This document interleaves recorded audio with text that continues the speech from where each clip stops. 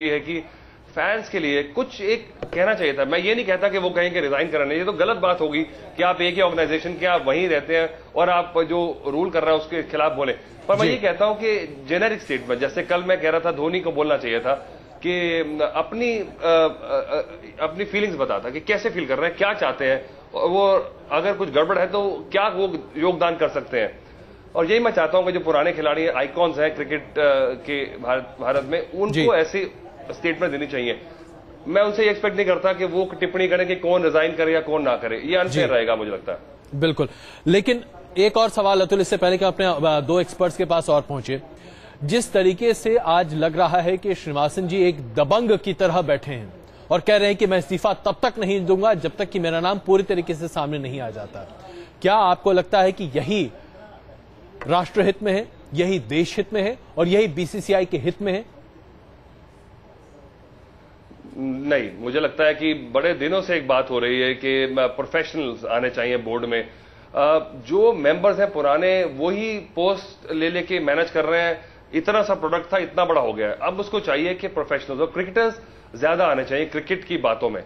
कुछ cricketers symbolic लिए गए हैं, पर जो मेजर डिसीजंस हैं वो फिर भी जो बोर्ड के पुराने सरमाए उनके हाथ में है, और जो पकड़ता है उसे फिर रूल करता है। जगमोहन डालमिया इतने साल रहे, आने नहीं दिया, वो जाते थे कि किस तरह से मैनिपुलेट करना है, जो आता है उसको पकड़ लेता है। जो क्योंकि स्ट्रक्चर ऐसा, आर्किटेक्चर जो है वो बोर्ड का और जो हायरार्की ऐसी बनी है कि किसी बाहर को आने के लिए बहुत मुश्किल है। डीडीसीए में आज खिलाड़ी जो है दिल्ली के क्रिकेट में कम से कम 20 साल से सिर तोड़ रहे हैं। बिशन सिंह बेदी खड़े हुए थे इलेक्शन में, 600 अगर 500 वोट थे तो उन्हें 3 वोट मिले थे, बाकी एक जिसको वोट मिले थे वो ऐसा था जिसके पास प्रॉक्सीज थी। तो ऐसे में अगर खिलाड़ियों को आप शामिल नहीं करेंगे तो ऐसा ही होता रहेगा।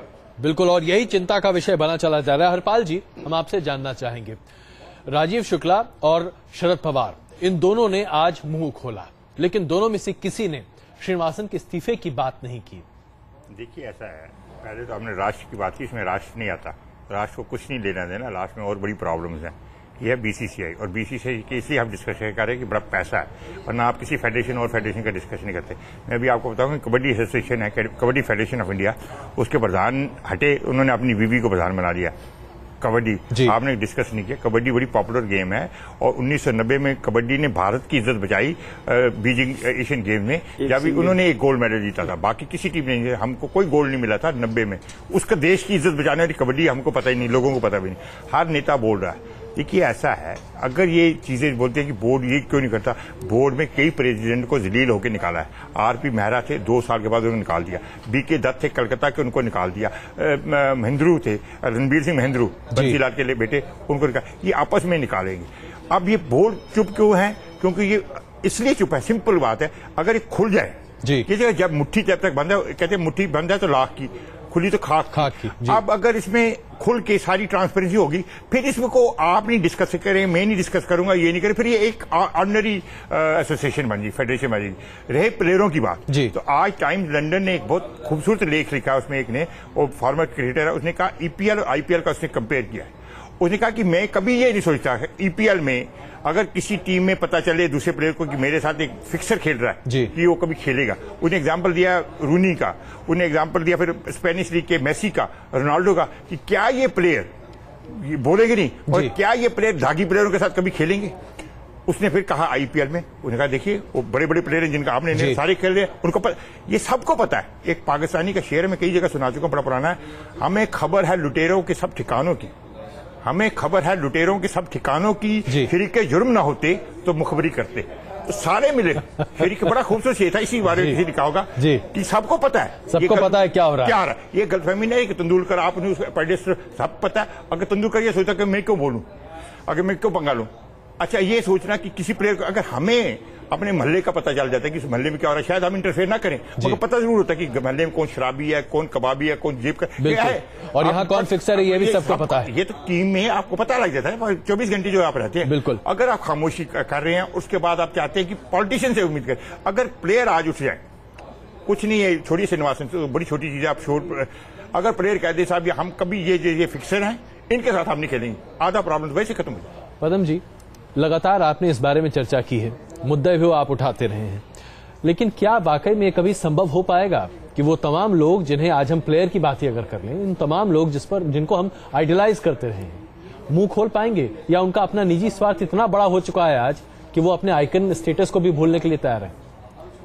अजय जी, 65 वर्षों में जो कुछ भी हमारे समाज में हुआ, जो राजनीति ने दिया है, तो वो इतना अधोपतन हो चुका है कि अब राष्ट्र, देश, समाज ये अब गौण हो गया है। अब स्वहित सबसे प्रमुख हो गया है। सच्चाई क्या है? आज जितना भी वितंडावाद हुआ है, श्रीनिवासन के इस्तीफे की हम बात कर रहे हैं, ये शुरुआत क्या हुई? सच्चाई तो यह है कि जिस दिन वो तीनों पकड़ाए थे, गिरफ्तार हुए थे, उसी दिन सबसे पहला काम करना चाहिए था कि जो आईपीएल का कमिश्नर था उसे इस्तीफा देना चाहिए था, और उसने नहीं दिया। गड़बड़ी यहां से शुरू हुई है। श्रीनिवासन क्यों इस्तीफा देगा? गड़बड़ी कहां हुई है? आईपीएल में हुई है। आईपीएल का कमिश्नर इस्तीफा देता, आईपीएल की समिति निर्णय लेती और खटाक देने से निकालती किसको? मयप्पन को निकालती, और मयप्पन को निकालती, चेन्नई सुपर किंग को स्क्रैच करती और उसके बाद करती mister Srinivasan you get out. ये बात होती तब तो समझ में आता कि ये हो रहा है, लेकिन हुआ एकदम उल्टा। नौटंकी हो रही है। आज राजीव शुक्ला सुबह आकर बोल रहे हैं और उनको जवाब मिल रहा है श्रीनिवासन से कि राजीव शुक्ला ने वही कहा जो मैंने कहा था। ये कोई अलग बात नहीं कही है उन्होंने। वो जो कह रहे हैं बिल्कुल सही कह रहे हैं। और आपको एक और बात बताऊं, इन्होंने जो कमेटी बनाई है, उस कमेटी का जो एक मेंबर बीसीसीआई का है, जानते हैं वो कौन है? किसका नाम? वो अध्यक्ष का नायब है, वो सेक्रेटरी है बीसीसीआई का, संजय जगदाले है। आप न्याय की उम्मीद करते हैं, निष्पक्ष जांच की उम्मीद करते हैं, और दो जो जज हैं, मैं ये नहीं कहता कि वहां फिक्सिंग है, लेकिन मैं ये जरूर कहता हूं कि दोनों तमिलनाडु के हैं और दोनों बहुचर्चित जज हैं। एक नाम भी ले सकता हूं मैं, और अच्छी तरह से लोग जानते हैं। तो आप ये बताइए, ये समिति है, और जहां तक जांच की बात है, जांच जी एक बात है जो आपने सही कहा, हम बड़ी लंबी बहस जो बहुत अच्छा पॉइंट किया। अगर तीनों से पकड़ी जाती है तो ये बार बार कहना कि चेन्नई सुपर किंग, देखिए आपको बताता हूं ये क्यों रायता फैलेगा। एक मिनट, मैं आपको बस 1 मिनट रोक रहा हूं क्योंकि हम ये रिपोर्ट भी दिखाना चाहते हैं। पदम जी ने अभी कहा कि किस तरीके से अगर इस पूरे मामले के खुलासे के साथ ही आईपीएल के चेयरमैन जो कि राजीव शुक्ला हैं और केंद्र सरकार में मंत्री भी हैं, अगर उन्होंने इसकी नैतिक जिम्मेदारी ली होती और कार्रवाई की होती तो क्या आज चीजें वैसे ही रहती। आइए हम रिपोर्ट आपके सामने ये पेश करते हैं कि कैसे लगातार ये मांग भी उठ रही है कि राजीव शुक्ला को दरअसल नैतिक आधार पर इस्तीफा दे देना चाहिए था, और अगर उन्होंने ऐसा किया होता तो आज उनका कद कहीं ज्यादा बढ़ गया होता, लेकिन ऐसा होता हुआ दिखा नहीं। उन्होंने एक तरह से श्रीनिवासन के इस्तीफे के मुद्दे को बिल्कुल अलग रखा, जांच की बात की और कहा कि जांच से श्रीनिवासन को अपने आप को दूर रखना चाहिए। क्या कहना चाहते थे वो? क्या वो ये कहना चाहते थे कि अध्यक्ष के तौर पर बने रहे श्रीनिवासन और उनके खिलाफ कार्रवाई और जांच होती रहे? क्या ये संभव है? क्या ये माना जाए कि एक संगठन का मुखिया, उसके खिलाफ जांच करनी है और उसी के मातहत काम करने वाले अधिकारी वो जांच करें और वो जांच प्रभावित ना होगी? क्या ये बात वाकई में तर्कसंगत है? राजीव शुक्ला जी, आपको भी सोचना चाहिए। देखिए रिपोर्ट।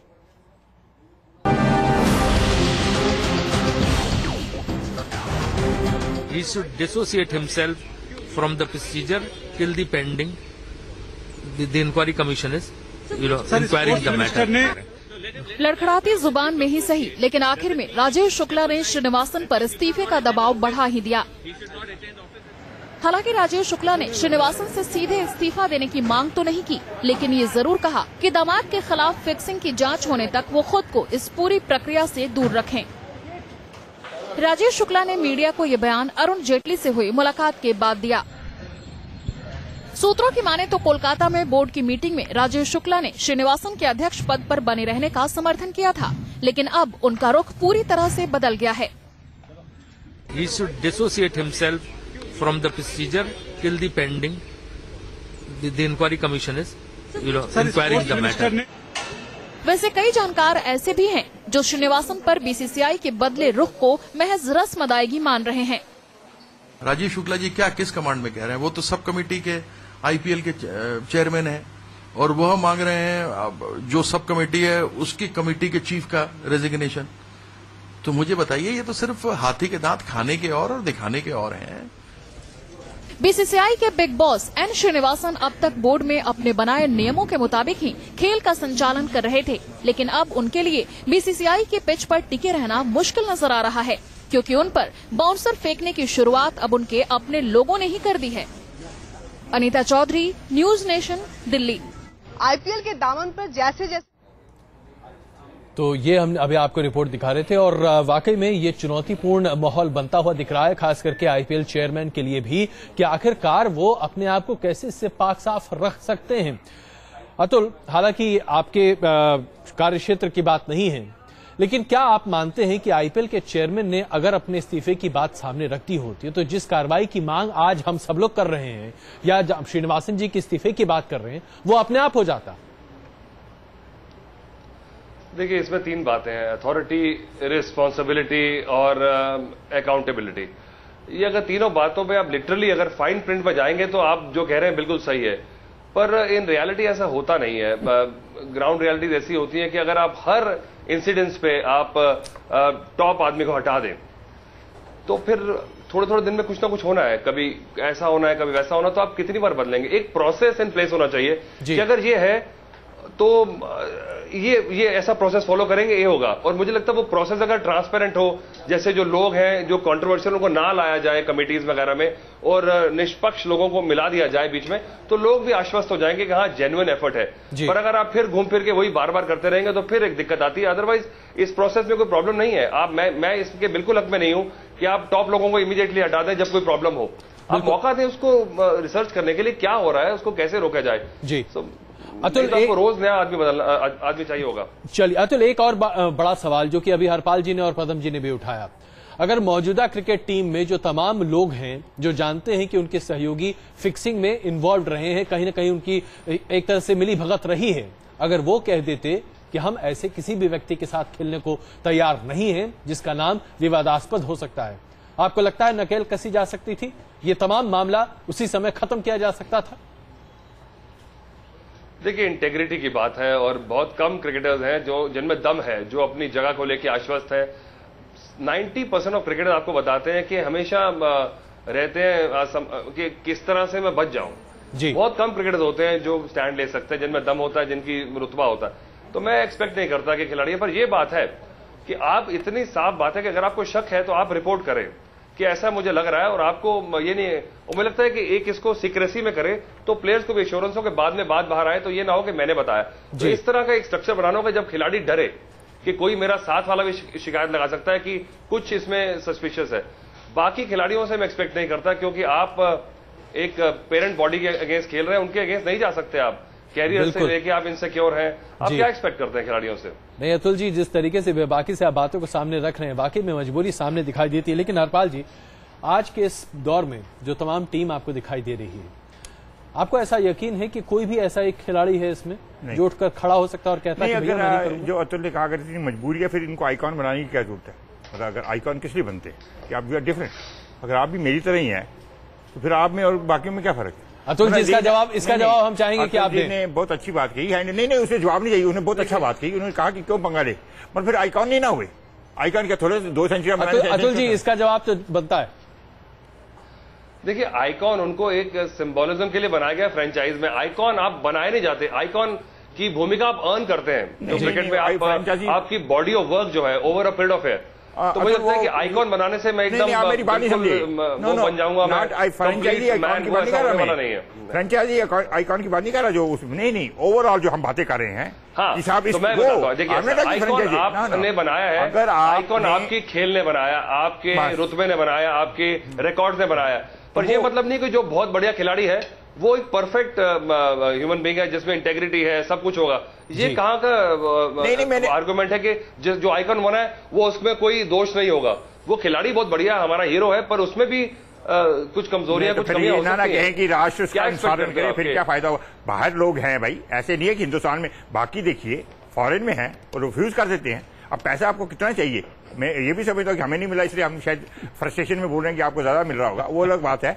ओवरऑल अगर आप ये देखें, पैसे की बात नहीं, आप देखिए, अगर आइकॉन है, अगर आप एक आदमी की पर्सनैलिटी की बात कर रहे हो, एक आदमी के मॉरल फाइबर की बात कर रहे हो, तो ऐसी तो डॉन ब्रैडमैन से कहते हैं कि बुरा इंसान नहीं था कोई, बढ़िया बोल पढ़ाया गया था, पर रियल लाइफ में अगर देखते तो उनके बारे में तो ऐसे ऐसे किस्से हैं कि बहुत ही मतलब जिसको कहा जाए गलीस, ऐसा ऐसे लफ्ज भी इस्तेमाल किए जाए। इयन चैपल ने मेरे सामने कहा है और ऐसे ऐसे मैं विश्वास नहीं कर सका। तो नहीं इस विश्वास एक्सपेक्ट नहीं करता हूं कि वो परफेक्ट नहीं। आपकी बात सही है, उसमें आर्ग्यूमेंट नहीं, हर आदमी का आपका अपना मेरा अपना पॉइंट ऑफ व्यू है। मगर ये मैं मान के चलता हूं, अगर 6 बंदे भी, देखिए मैं आपको बताता हूं, उस दिन लेले साहब एक चैनल में बोल रहे थे कि मैंने 1990 में पूछा चंद्रचूड़ से, क्या तंदूर का चोर हो सकता है, क्या घांगुली चोर हो सकता है, क्या द्राविड़, उसे 6 नाम ले दिए। तो मैंने कहा इसका मतलब 5